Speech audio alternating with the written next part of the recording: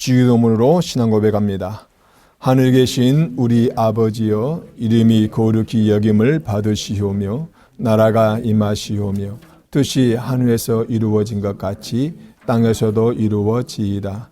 오늘 우리에게 일용할 양식을 주시옵고 우리가 우리에게 죄 지은 자를 사하여 준 것 같이 우리 죄를 사하여 주시옵고 우리를 시험에 들게 하지 마시옵고 다만 악에서 구하시옵소서. 나라와 권세와 영광이 아버지께 영원히 있사옵나이다. 아멘. 할렐루야. 사랑과 은혜가 풍성하신 하나님 아버지, 오늘도 복된 날 하러 가시고 은근 사방 각지에서 사랑하는 성도들 불러 모아 주셔서 이렇게 또한 마음을 다하여 주님께 예배할 수 있도록 인도해 주시니 감사합니다. 우리 마음과 뜻과 정성을 모아 예배하고자 하오니 이 시간 우리 예배를 희망하시고 영광과도 주옵시며 한없는 은혜를 베풀어 주옵소서.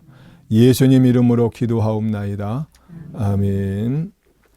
우리 찬송가 292장입니다. 찬송가 292장.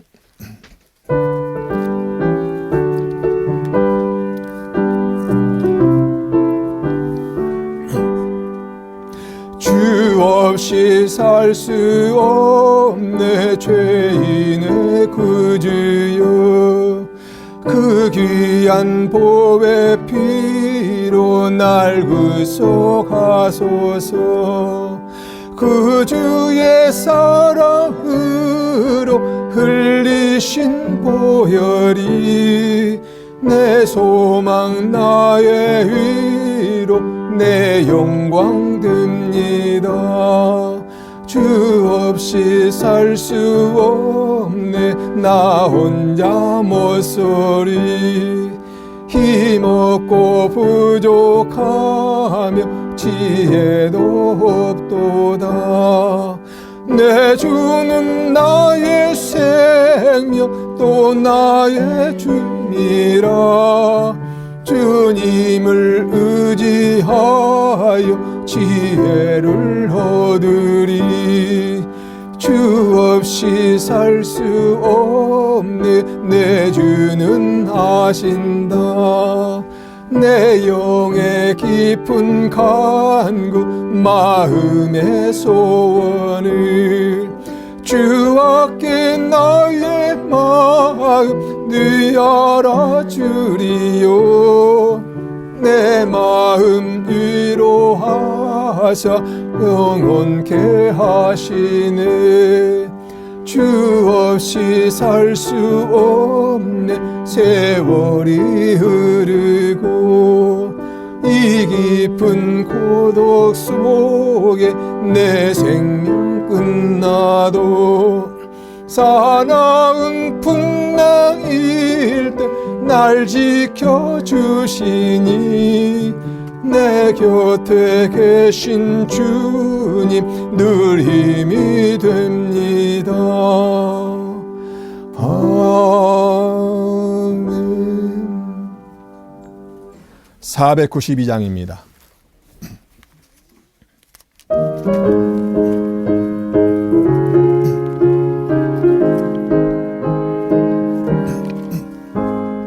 잠시 세상에 내가 살면서 항상 찬송 부리다가 날이 저물어 오라 하시면 영광 중에 나아가리. 열린 천국문 내가 들어가 세상 짐을 내려놓고 빛난 별유관 받아 쓰고서 주와 함께 길이 살리. 잠시 생각이 더듬으면서 나의 가간 후에 주의 품 안에 내가 안기어 영원토록 살리로다. 열린 천국문 내가 들어가 세상 짐을 내려놓고 빛난 별유관 받아 쓰고서 주와 함께 길이 살리. 나의 가는 길 멀고 험하며 산은 높고 골은 깊어 고난 나의 몫일 곳 없어도 복된 날이 밝아오리. 열린 천국문 내가 들어가 세상 짐을 내려놓고 빛난 면류관 받아 쓰고서 주와 함께 길이 살리. 한숨 가시고 죽음 없는 날 사모하며 기다리니 내가 흐리던 주를 배울 때 나의 기쁨 넘치리라. 열린 천국문 내가 들어가 세상 짐을 내려놓고 빛난 면류관 받아 쓰고서 주와 함께 길이 살리. 찬송가 436장입니다.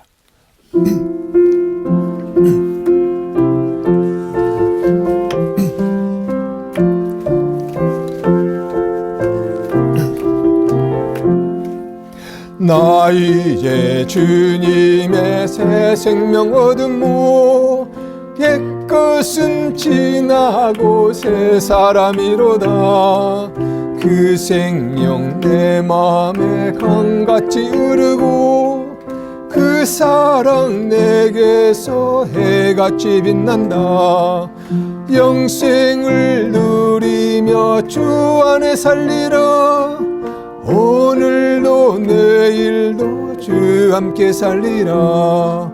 주 안에 감추인 새 생명 얻으니 이전에 쫓던 곳 이제는 값없다.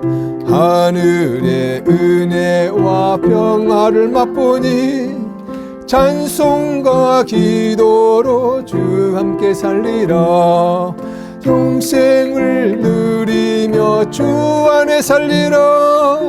오늘도 내일도 주 함께 살리라. 산천도 초목도 새 것이 되었고 죄인도 원수도 친구로 변한다. 새 생명 얻은 자 영생을 누리니 힘을 모신 맘 새 하늘 이루다. 영생을 누리며 주 안에 살리라. 오늘도 내일도 주 함께 살리라. 주 따라가는 길 험하고 멀어도 찬송을 부르며 뒤따라가리라. 나 주를 모시고 영원히 살리라. 날마다 섬기며 주 함께 살리라. 영생을 누리며 주 안에 살리라. 오늘도 내일도 주 함께 살리라. 우리 한 주간 살아오면서 잘못한 것들 이 시간은 아버지 회개하는 시간 같습니다. 주여 한번 부르고 통성으로 기도합니다. 주여!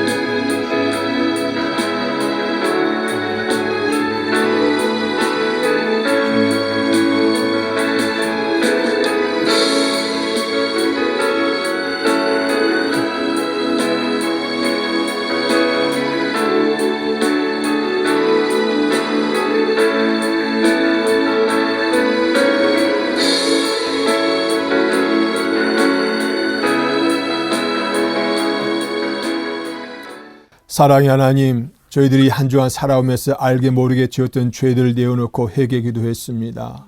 저희들을 불쌍히 여겨주시고 성령의 불락한 모든 죄들을 다 소멸시켜 주시고 깨끗게 하여 주시고 새로운 심령으로 오늘도 주실 말씀을 받는 저희들에게 도와주시옵소서. 그러므로 이제 그리스도 예수 안에 있는 자에게는 결코 정죄함이 없나니 이는 그리스도 예수 안에 있는 생명의 성령의 법이 죄와 사망의 법에서 너를 해방하였음이니라. 아멘. 할렐루야. 하나님 말씀 받겠습니다. 하나님 말씀은 베드로전서 4장 12절로 19절입니다. 베드로전서 4장 12절로 19절 우리가 천천히 한 절 한 절 교독하겠습니다. 제가 먼저 봅니다.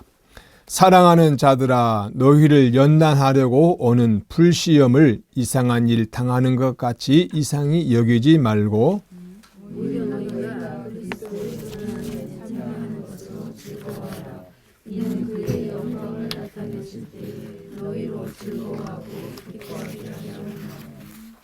너희가 그리스도의 이름으로 치욕을 당하면 복이 있는 자로다. 영광의 영 곧 하나님의 영이 너희 위에 계심이라.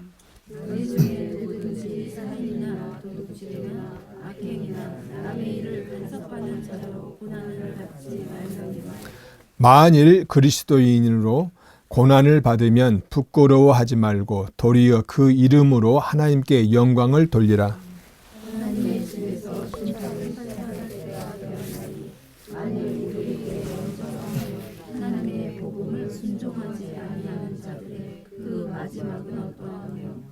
또 의인이 겨우 구원을 받으면 경건하지 아니한 자와 죄인은 어디에 서리요? 그러므로 하나님의 뜻대로 고난을 받는 자들은 또한 선을 행하는 가운데에 그 영혼을 미쁘신 창조주께 의탁할지어다. 아멘.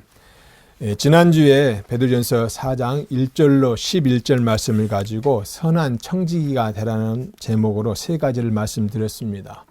첫째, 고난으로 인한 죄의 종식이라고 했습니다.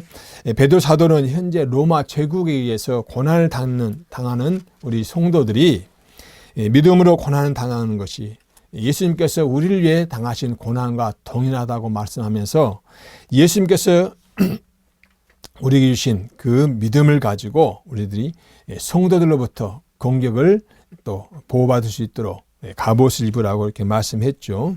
그래서 예수님을 믿는 그 확고한 믿음을 입으라고 우리에게 권면했습니다.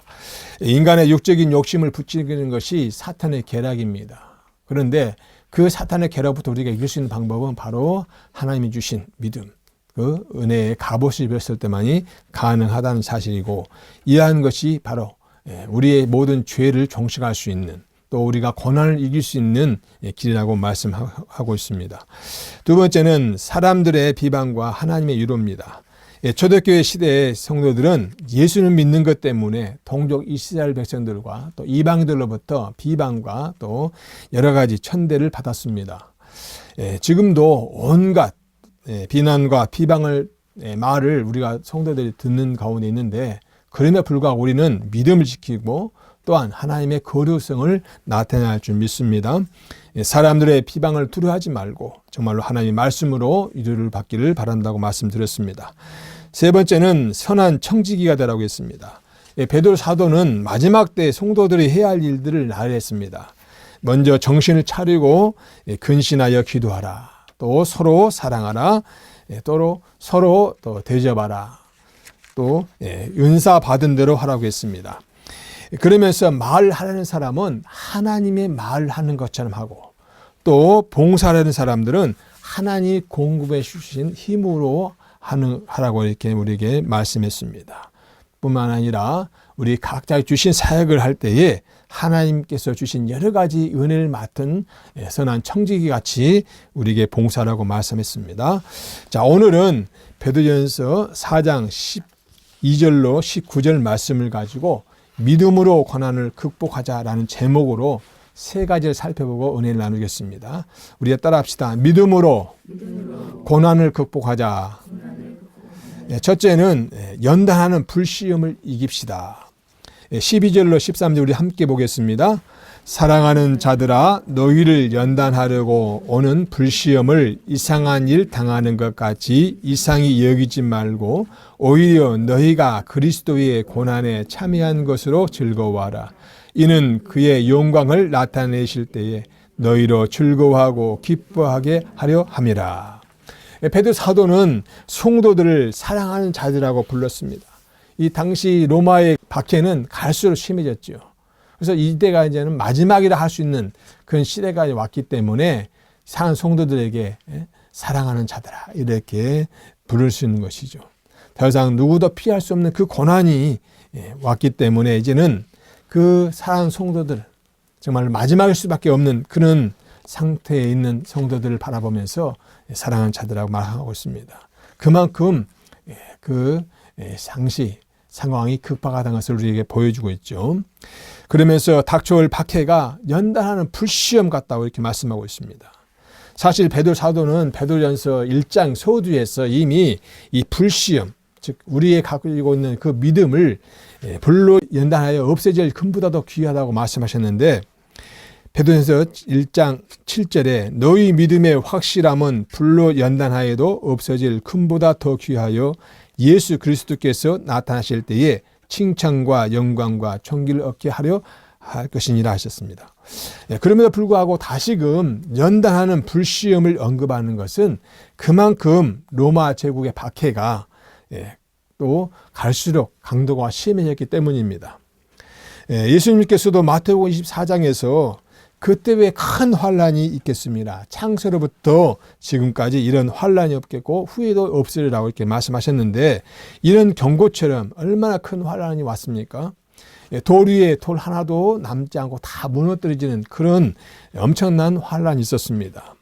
이렇듯 예루살렘이 멸망하는 그런 환란이 예수님의 그 예언하신 지 불과 한 30년도 안 지나서 결국은 로마 티토스 장군에 의해서 서서히 그 위기가 닥쳐오기 때문에 베드로 사도는 바로 이 마지막 때를 향한 성도들에게 당부하고 있는 것이죠. 우리는 생각지 못한 일을 당할 때에 또는 우리가 까닭없는 정말로 예상하지 못한 그런 암이라든지 불치병에 걸렸을 때 우리는 왜 나에게 이런 일이 생깁니까? 또 왜 나에게 이런 모술병이 발생합니까? 이렇게 원망하거나 불평할 때가 있어요. 그러나 이런 고난, 이런 것들은 오히려 성도들의 믿음을 단련시키는 것입니다. 잠언 17장 3절 말씀 보니까 도가니는 은을 풀문을 금을 연단하거니와 여호와는 마음을 연단하시느니라 하셨어요. 우리가 구약시대 보면은 욥이라는 사람이 있지 않습니까? 그 욥기서에 보면 욥이라는 사람은 어떻습니까? 엄청난 거부였거든요.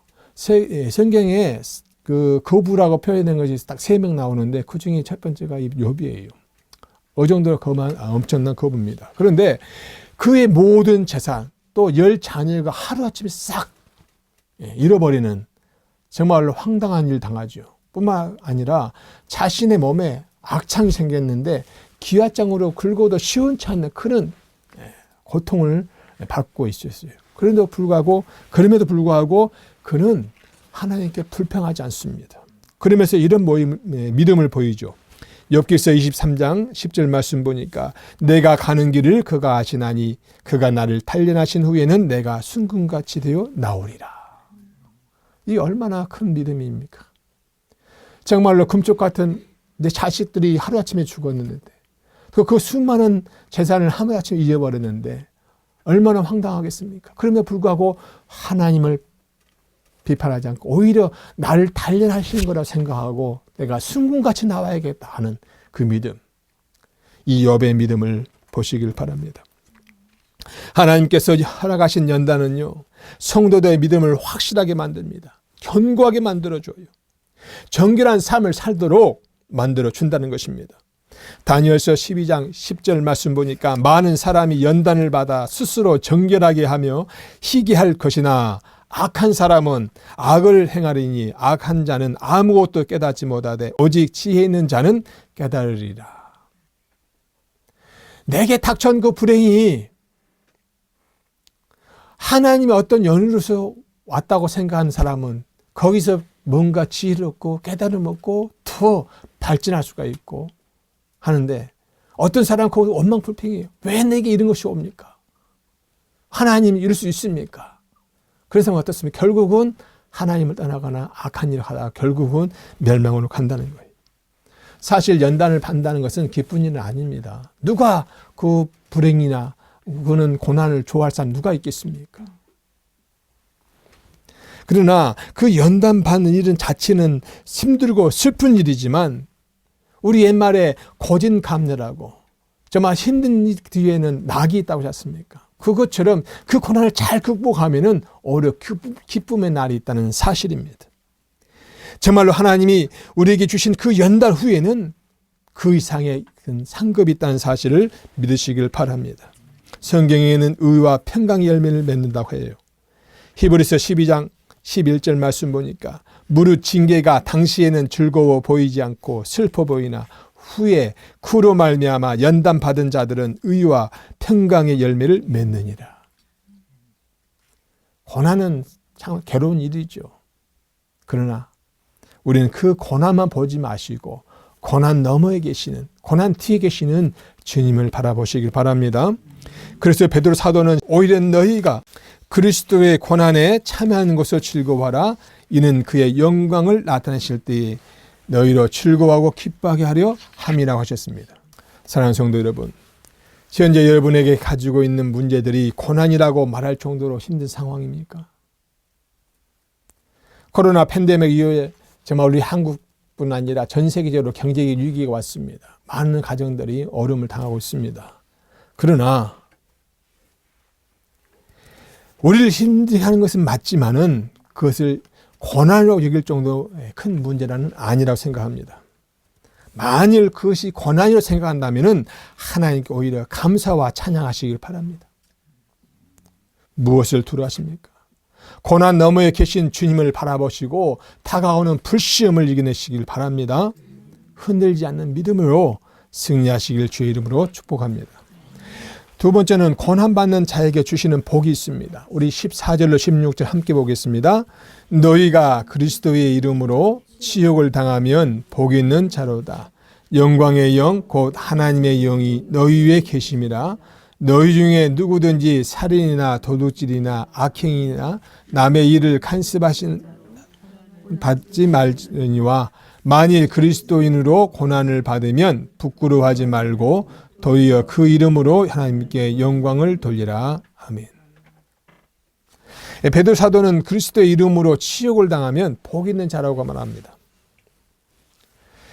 제가 여기 하나 가져왔습니다. 이게 한문으로 복인, 복복자 아닙니까? 우리 잘 아는 글자입니다. 복복자인데 이 복복자가 만들어진 거 보면은 굉장히 특별한 원리가 있는 것 같아요. 여기 보면 보일시자가 있고 그 다음에 한일, 입구, 받전자로 하잖아요. 그런데 이 복복자가 만드는 연유는 굉장히 오래됐습니다. 그리고 이 받전자를 우리는 지금 이제 밭이라고 하는데 사실은 이 받전자의 기원은 밭이 아니에요. 이 받전자는 후에 만들어진 한자이기 때문에 이 복자가 만들어진 당시에는 이 원형입니다. 원형의 십자가. 그래서 이 원형의 십자가는 뭡니까? 에덴 동산의 네 강을 강조하는 거예요. 즉 에덴 동산을 상징하는 거예요. 다시 말해 풀어 말씀드린다면 에덴 동산에 이건 보일십자는 제단으로 보거든요. 제단에 제물이 있는 거. 그래서 하나님께 우리가 인간이 제물을 드렸을 때 하나님 뭔가 계시를 보여준다 해서 보일십자거든요. 그래서 이 하나님을 상징해요. 그래서 하나님과 연관된 한문에 보면은 이게 다 포함되어 있습니다. 그런데 이 하나님이 에덴 동산에서 이 하나는 뭡니까? 하늘 입구자니까 사람이니까 하나님이 되는 함께하는 사람. 다시 말하면 하나님이 함께하는 사람이 바로 뭡니까? 복 있는 사람이라는 이야기예요. 복복자 다른 거 아닙니다. 하나님이 함께하면 복이에요. 복. 복은 추상적인 개념이라서 어떻게 뭘 표현할 수가 없어요. 그러나 뭘 복이에요? 하나님 나와 함께하는 거. 이게 복인 줄 믿으시길 바랍니다.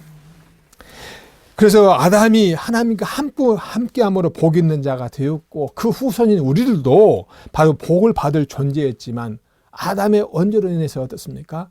그 복을 잃어버린 자가 되었어요.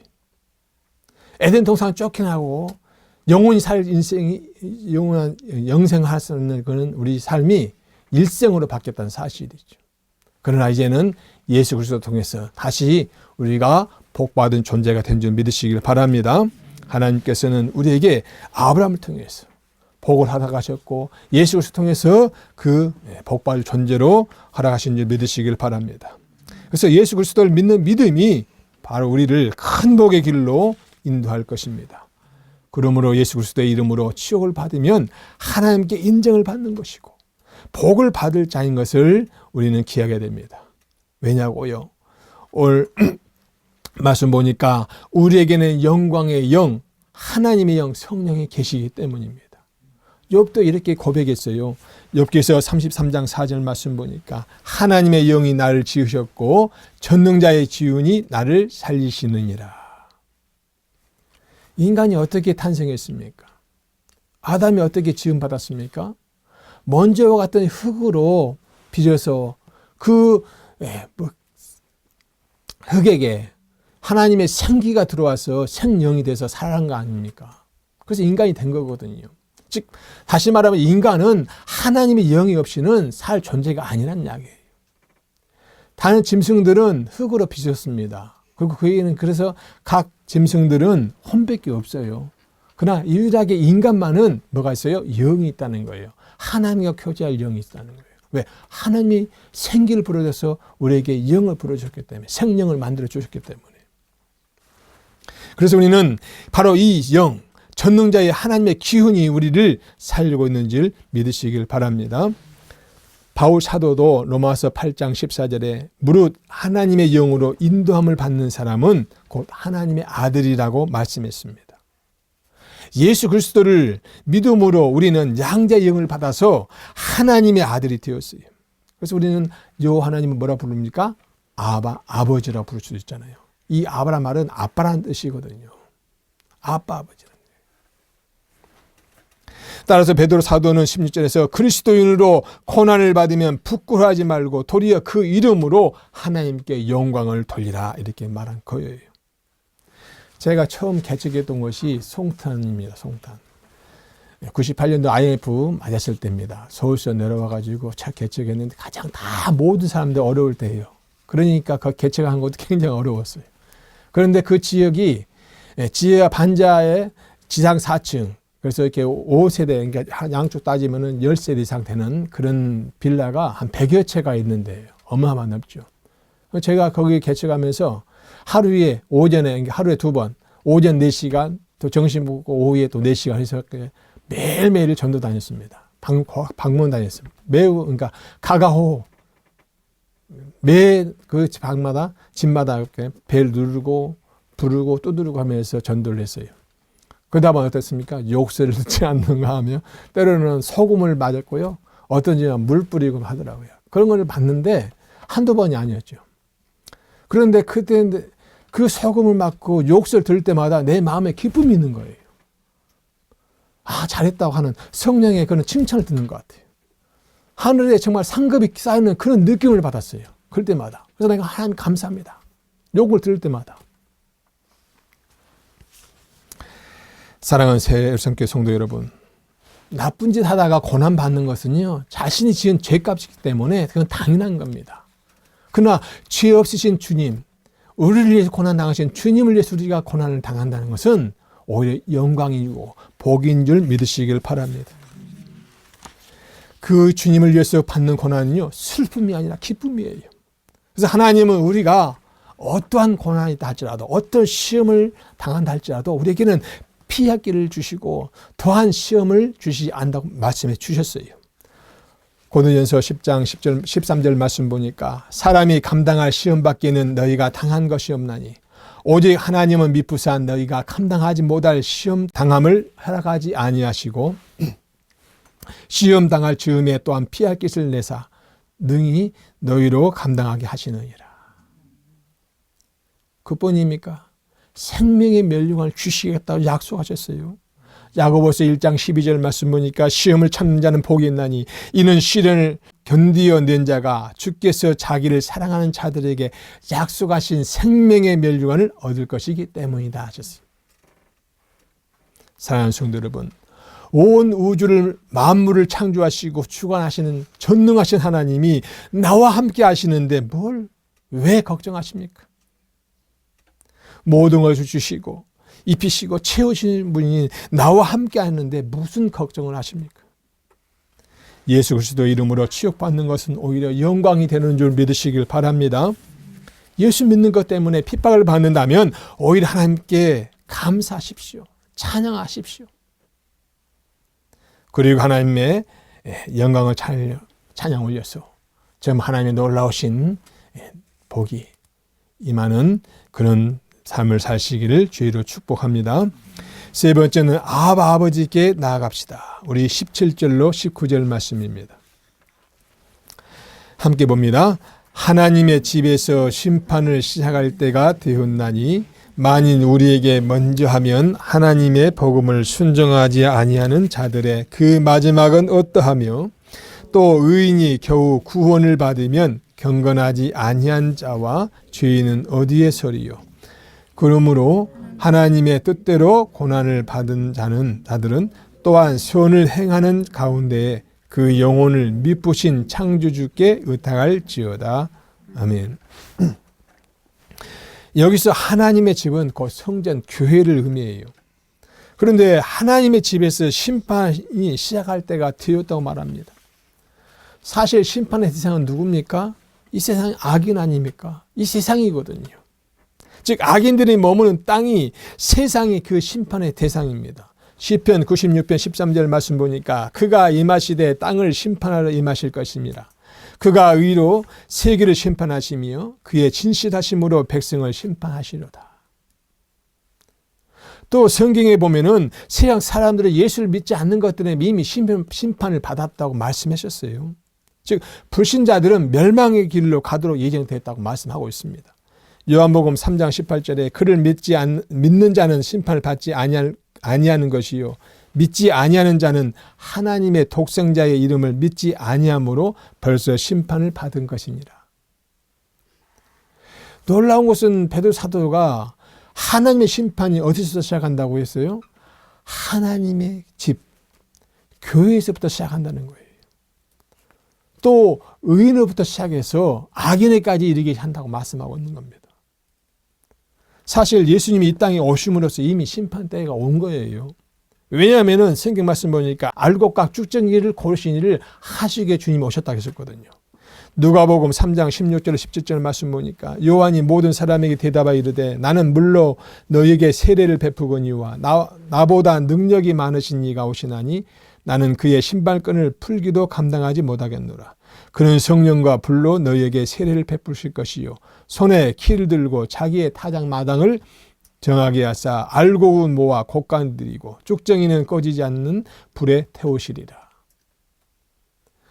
주님이 오신 때 이미 뭡니까? 심판의 때가 시작됐다는 이야기죠. 그리고 여기서 우리가 기억할 것은요. 우리가 성경에는 두 가지 비유 있지 않습니까? 알곡과 가라지 비유가 있고요. 알곡과 쭉정이가 있어요. 알곡과 가라지는 믿는 자와 안 믿는 자를 이야기하는 겁니다. 알곡은 믿는 자라면은 가라지는 아직 믿지 않는 불신자들 아주 다르잖아요. 종자가 달라요. 잘할 때는 같이 잘한 것 같이 보여도 아주 다릅니다. 그런데 여기 말씀에 나오는 거 뭡니까? 알곡과 쭉정이라고 있어요. 알곡 뭡니까? 쉽게 말하면 벼가 익어가지고 거기에 쌀이 잘 익어서 알곡이라고 하지 않습니까? 열매를 맺어서 알곡이라고 그래요. 근데 쭉정이 뭐예요? 알맹이가 없는 거예요. 그러니까 한 뿌리에서 나왔는데 어떤 것은 열매를 맺어서 알곡이 됐고 어떤 것은 뭡니까? 열매가 없어요. 쭉정이란 말이에요. 그런데 하나님 어떻게 한다고 했어요? 알곡은 창고에, 쭉정이는 불에 태워버린다고 그랬어요. 이게 바로 교회부터 시작하는 심판의 이야기예요. 우리 믿음이 얼마나 중요한가? 하나님의 말씀대로 잘 쇠대로 순종하고 살아가고 있는가? 이것이 바로 뭡니까? 심판의 잣대가 된다고 말씀하고 있는 거예요.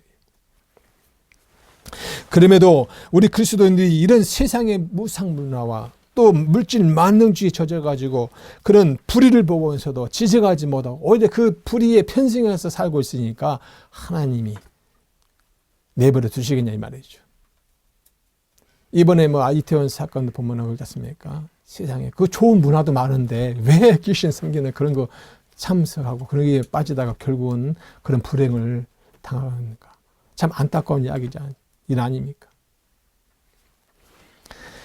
또한 성경에는 형제를 비판하고 없이는 여기는 것도 죄임을 우리에게 말씀해 주고 있어요.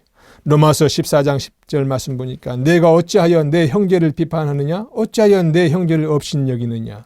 우리가 다 하나님의 심판대 앞에 서리라. 우리는 복음 안에서 한 형제의 자매입니다. 잘 살건 못 살건 간에, 잘 낳건 잘 못 낳건 간에 우리는 한 형제들이에요. 어떤 우리는 편견을 가지고 차별해서는 안 된다는 이야기예요. 하나님의 사랑 우리는 똑같이 공평하게 대해야 된다는 사실이에요. 우리가 대언의 말씀 받았지 않습니까? 그때 뭐라 하셨어요? 편견하지 말고 차별하지 말고 하나님 사랑으로 뜨겁게 사랑하라고. 그게 주신 말씀이거든요. 그래서 우리는 하나님의 사랑으로 그들을 품어야 됩니다. 그들 모두를 사랑으로 공평하게 공정하게 대해야 돼요. 바깥 사람이든 우리 안에 있는 사람이든 간에. 만약에 차별한다면 그것은 죄를 짓는 행위고 심판받을 일이라는 사실이에요. 그러므로 바울은 고린도후서 5장 10절에서 이는 우리가 다 반드시 그리스도의 심판대 앞에 나타나게 되어 각각 선악간에 그 몸으로 행한 것을 따라 받으려 함이라 말한 것입니다. 하나님의 심판은 엄중해요. 그 누구도 예외가 없습니다. 먼저 누구부터요? 교회부터. 먼저 누구라고요? 의인부터. 의인부터 보시겠다는 거예요. 의인부터 악인에 이르기까지 선행이나 악행을 행한 대로 다 심판대 올려서 이 세상에서 살아가는 동안에 행했던 모든 것을 하나님 낱낱이 보고 그에 따라서 벌을 하시겠다고 말씀하고 있는 겁니다. 그러나 걱정하지 마시기 바랍니다. 선한 일을 행한 우리 그리스도인들은 심판대에 선다 하더라도 생명의 부활로 나온다고 말씀하고 있습니다. 요한복음 5장 29절 말씀 보니까 선한 일을 행한 자는 생명의 부활로 악한 일을 행한 자는 심판의 부활로 나오리라. 사랑하는 성도 여러분, 예수 그리스도를 믿는 믿음으로 선행을 하시길 바랍니다. 그것이 하나님을 기쁘시게 하는 것이요 고난 속에서 자신을 건지는 일이요 바로 구제를 받는 길임을 기억하시길 바랍니다. 굳센 믿음으로 다가오는 고난과 시험을 이기시기를 주님으로 축원합니다. 우리 새해사람교회에 주신 책이며 서로 사랑하라, 서로 의지하라, 주의 은혜 안에 거하라, 주의 말씀 안에 거하라를 늘 기억하면서 우리 각자에게 주신 그 환경과 그 여건 속에서 또 우리에게 주신 그 사역을 정말로 어떠한 고난이 있다 할지라도 믿음으로 이겨내시고 승리하며 나아가는 저와 여러분 되시기를 주의 이름으로 축복합니다.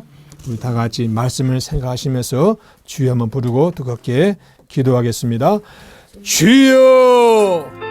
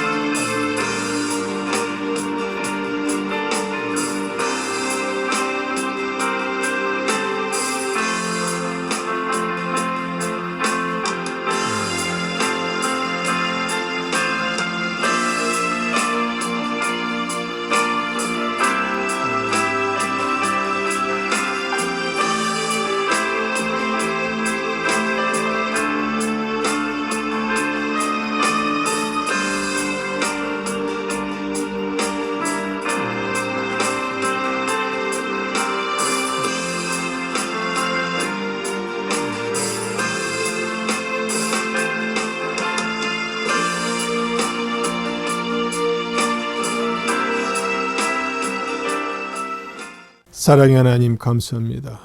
오늘도 주의 말씀 안에 거하기를 원합니다. 주님이 저희들과 함께한 것이 우리가 복된 삶임을 깨닫게 하여 주시고 어떠한 환난과 역경과 불시험이 있다 할지라도 믿음으로 이기게 도와주시옵소서. 주님이 함께함을 늘 감사하고 찬양하는 저희들 될 수 있도록 도와주시옵소서. 예수님 이름으로 기도하옵나이다. 아멘.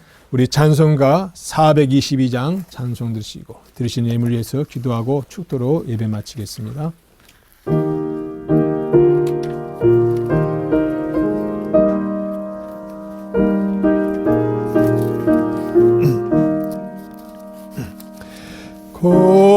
거룩하게 하소서. 진리의 주님이여, 나의 마음의 죄악을 불태워 주옵시고 스심에 합당한 깨끗한 그릇으로 쓰임받게 하소서. 하나님 나라 위에 사랑하게 하소서. 사랑의 주님이여, 십자가로 우리를 화목케 하셨으니 마음과 뜻 모아 정성을 다하여서 봉사하게 하소서. 하나님 영광 위에 기도하게 하소서. 응답해 주님이여, 나의 생각 나의 뜻 버리게 하옵시고 주께서 원하는 바른 뜻 깨달아서 응답받게 하소서. 하나님 이름 위에 거룩하시고 자비로우신 주 하나님 아버지, 저는 한 주간 동안도 주의 은혜와 사랑 가운데 품어주시고 주의 말씀으로 우리에게 힘을 공급해 주시니 참 감사합니다. 항상 주님만 바라보며 주의 나라와 주의 의를 구하는 저희들 될 수 있도록 도와주시옵소서.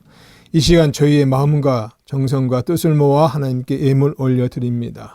11절 드립니다. 품새 감사의 예물, 생일 감사, 또 금식 감사의 예물, 여러 가지 아버지 하나님 감사의 예물 드며 올려오니 주님 받으시고, 또한 아버지 건축 은금, 또 아버지 주일 은금을 아버지 드리오니 이 예물마다 주님께서 축복하시고 그 드린 손길마다 그 가정들마다 주의 은혜가 넘치게 하시며 그 생업터전이 또 일터가 복이 있게 하시고 자녀들과 지혜가 있게 하시며 날마다 주님이 함께하는 놀라운 은혜가 넘치게 도와주시옵소서. 이제는 우리 구주 예수 그리스도의 은혜와 만극하신 하나님의 사랑하심과 성령님의 감화감동 교통내주 역사 충만의 은총이 오늘 시간 늘 주님이 함께함을 믿고 하나님이 함께한 것이 복임을 늘 생각하며 하나님과 통행하기로 결단하는 사랑하는 성도들 머리 위에와 저들의 생활 터전과 일터와 또한 가정 위에 자녀들 머리 위에 이 나라 이 민족 위에 지금부터 영원토록 함께 있을지어다. 아멘.